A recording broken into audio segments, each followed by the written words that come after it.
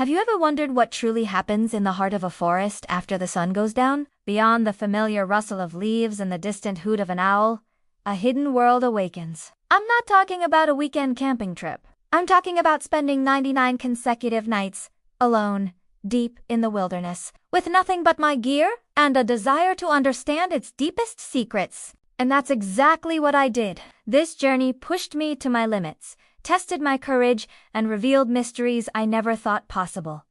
My first few nights were a lesson in humility. Every snap of a twig sent my heart racing. Was it a deer, a bear, or just the wind?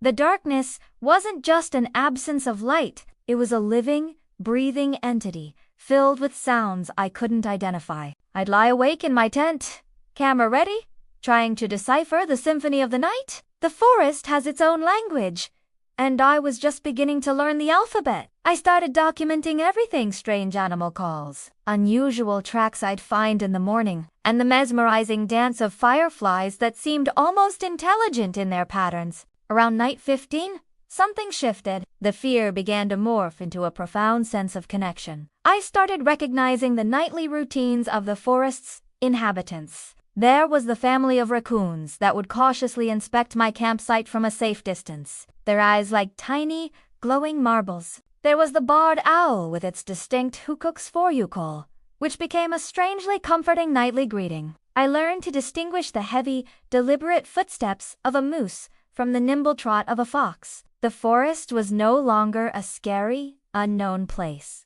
It was becoming a neighborhood, and I was the new, quiet resident. But as I settled in, the real mysteries began to unfold. On night 32, I recorded a sound that sent a shiver down my spine. It wasn't any animal I knew. It was a low, melodic hum that seemed to vibrate through the ground itself. It lasted for about 10 minutes and then vanished as quickly as it appeared. I spent the next day searching for a source: power lines, underground pipes, anything, but I was miles from any human infrastructure. This wasn't the last time I'd hear it. It became a sporadic, unpredictable feature of my nights. Then came the lights. Around the 50-night mark, I began noticing faint, pulsing lights deep within the trees. They weren't flashlights or vehicle headlights. They moved erratically, sometimes hovering in one place before darting through the undergrowth at impossible speeds. My camera could barely capture them, but I managed to get a few blurry, yet tantalizing, clips. Were they a type of bioluminescent fungi I'd never heard of?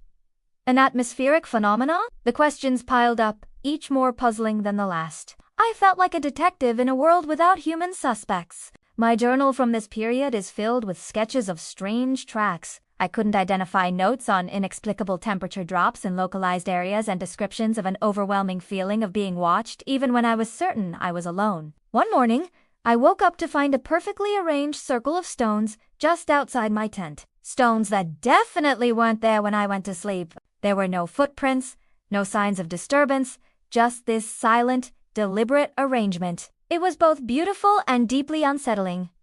By night 70, I was no longer just an observer. I felt like a part of the forest's mystery. I started to understand that some things aren't meant to be fully explained. The forest doesn't know its answers. Its magic lies in the questions it poses. I began to focus less on finding definitive proof and more on experiencing the wonder of it all. I'd sit for hours, just listening, feeling the ancient energy of the place. The melodic hum, the dancing lights, the silent arrangements, they became less like anomalies to be solved and more like the forest's own form of art.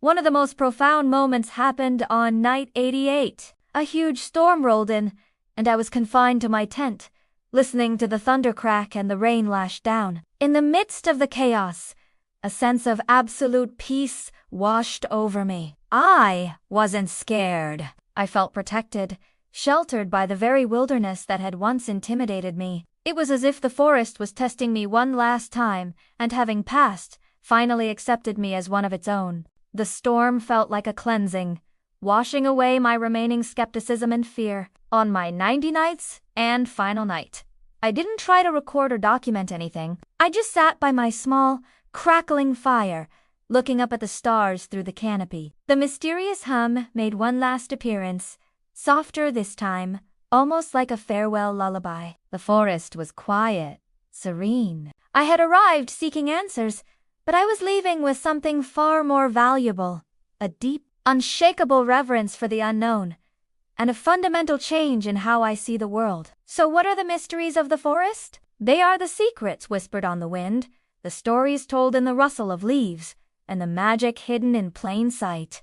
My 99 nights taught me that the greatest discoveries aren't always about finding answers, but about learning to embrace the questions. It's about realizing that we are a small part of a much larger, more mysterious, and more beautiful world than we can possibly imagine. Thank you so much for joining me on this journey. It's a story I've been waiting to share for a long time. If you were captivated by the mysteries of the forest, make sure to hit that like button and subscribe for more adventures into the unknown. I'd love to hear your thoughts in the comments. Have you ever had an inexplicable experience in nature? Let's talk about it. Until next time, stay curious.